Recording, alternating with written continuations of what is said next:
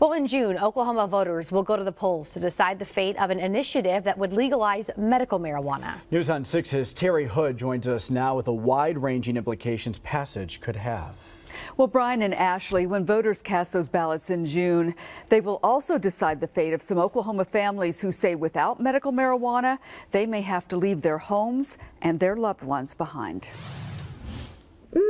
Sean and Lauren Jenkins know the pain of seeing their child suffer. Oh, there we go. Carver was diagnosed with intractable epilepsy at 6 months old and has been on a steady diet of pharmaceuticals ever since. They're narcotics prescribed by his neurologist. They don't fully control his seizures. And the help they have provided has come at a terrible cost. It's harming his liver, and that's something that cannabis won't do. The Jenkins know the success stories of children with seizure disorders being treated with medical marijuana. You're a sweet boy, aren't you? But under current Oklahoma law, children can only be treated with cannabis if they suffer at least 50 seizures a day, leaving the Jenkins in the ultimate catch-22. We need to take care of Carver, but yet we can't violate law and jeopardize our parental rights with Carver either. So we were left with the option of, well, we've got to fight. For Sean and Lauren, that means advocating for Proposition 788.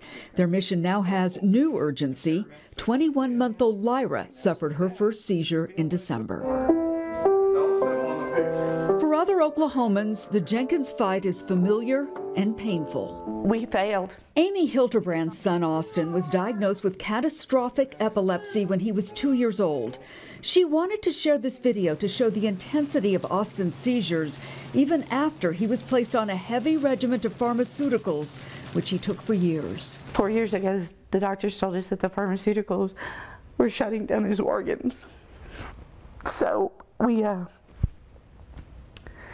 they told us there was nothing more that could be done. Born and bred in Oklahoma, We're from Choctaw. My husband was a fireman there. the Hildebrands fought to get the issue of medical marijuana on the ballot in 2014 and came up short. That's when I told my husband, I'm taking Austin to Colorado. You had to move. I had to move. Our son is dying. Skeptical of success, Jason stayed behind with the couple's 2 younger sons.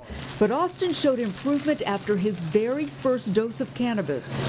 If I hadn't lived it, if I hadn't seen it, I would have never believed it. 6 months later, the family had relocated to Florence, Colorado, This is actually an old church. where they set about creating a sanctuary for their family and others like them.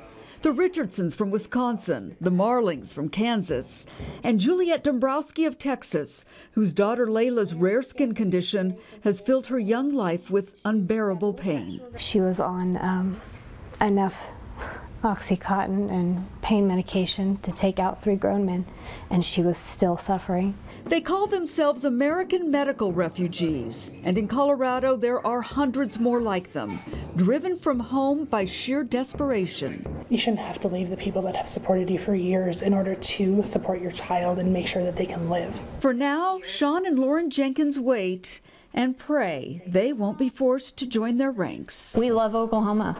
We love it here. We're not planning on leaving.